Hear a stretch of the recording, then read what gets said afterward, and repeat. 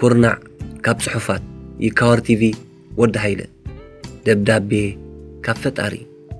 ناب فقر ولدي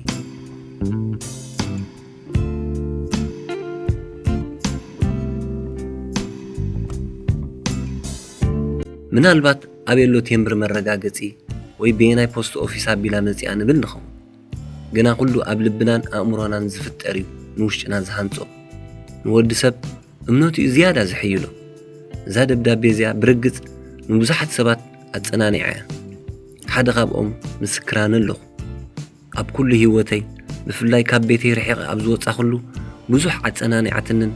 ተስፋ መጊባትንን እያ ክቡራት ሰማዕቲ ንዓኹምን ጽንዓትን ተስፋን ከም ትህበኩም ርግጸኛ እየ ጸሓፊኣ ብርግጽ ኣይተፈልጠን ብርግጽ ግን ካብ ፈጣሪ ናብ ሰብ ተላእከት ደብዳቤ እያ ንኽልቲ ጾታ እያ ትምልከት ኦ ዝተፈተኻ ውሉደይ ንዓይ ብርግጽ ተኣምነኒ እንተደኣ ኾይንካ እምነትካ ኣብ ምሕረተይን ፍቕረይን ኣማዕቑ ብዙሕ እዋን ካባኻ ዝረሓቕኩ ይመስለካ ይኹን እምበር ኣብ ዝኾነ እዋን ካባኻ ተፈልየ ኣይፈልጥን ኣዝየ ቀረባኻ እየ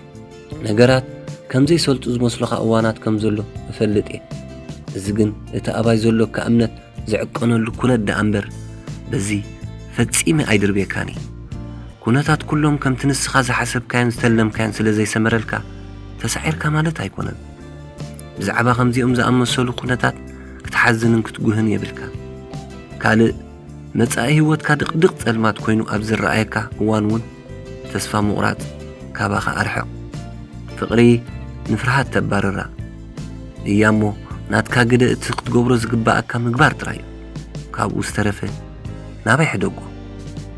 ኣነ ዝፈጠርኩኻን ኣዝየ ዝቐርበካን ኣምላኽካ እየ ድላይካን ሓሳብ ልብኻን ጽቡቕ ገይረ ዝፈልጦ ዘለኣለማዊ ምድሓንካ ትዝዓበየ ፍቓደ እዩ እዚ ስለ ዝኾነ ኣብ ዕለታዊ ናብራኻ ድንግርግር ዝበለ ኹነት እንተገጠመካ እውን ኣነ ንሰናይ ክልውጦ እየ ካብቲ ናተይ ትብሎ ዝኾነ እንተተወስደ ንምንታይ ኢልካ ኣይተጉረምርም እዚ ናተይ እትብሎ ጥራይ ዘይኮነስ ገዛእ ርእስኻ እውን ናተይ ኢኻ ኩሉ ናተይ ብዘይበኣይ ድማ ንስኻ ከምቲ ኢኻ ከቢድ ዝኾነ ሽግርን መከራን ተገጠመካ ክብርን ናሃብካ ካብ ምእዛዝ ኣይትቈጠብ ነቲ መከራን ሽግርን ተኸቲሉ ዝመጸካ በረኸተይ ሕሰብ ሽግርን መከራን ነቲ መወዳእታ ዘይብሉ ንዓኻ ዘሎኒ ፍቕሪ ኣብ ዘመን ህይወትካ ኩሉ ትምራሓሉ ጥበብን ምስትውዓልን ከም ተጥርየሉ ኣይትዘንግዕ ብናተይ ፍቓድ ኣብ ህይወትካ ዘገጠመካ ዘበለ ኩሉ ኣነ ካብቲ ንስኻ ተሓልዮን ላዕሊ ስለ ዝሓልየልካ ከም ዝኾነ ኣስተውዕል ስለዚ ብዝኾነ ኩነታት ኣይተማርር እቲ ካብ ኩሉ ዝበልጽ ጸጋ ይኣኽለካ ንኹሉ ብትብዓትን ሰላምን ተቐበሎ ፍርኡ ድማ ደስታን በረኸትን ክኾነልካ እዩ ኣነ ዝፈጠርኩኻ እግዚኣብሔር ኣምላኽካ እየ ምንጪ መጽሓፍ ቅዱስ ቀዳማይ ዮሃንስ 4:18 ሕዝቅያስ 18:41 መዝሙር 55:22 ማቴዎስ 6:32 ኤርምያስ 29:11 ካልኣይ ቆሮንጦስ 12:9 ቀዳማይ ጢሞቴዎስ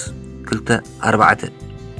ኣብ ቀጻሊ ኣብ ኩርናዕ ካብ ጽሑፋት ንዓኹም ዘነቓቕሑም ዘበራትዑን ዝምህሩም ከነእንግደኩም ኢና ነዛ ይካዋር ቲቪ ሳብስክራይብ ብምግባር ነተባብዕን ሰዓብታንኹም ክቡራት ተዓዘብትን ተኸታተልትን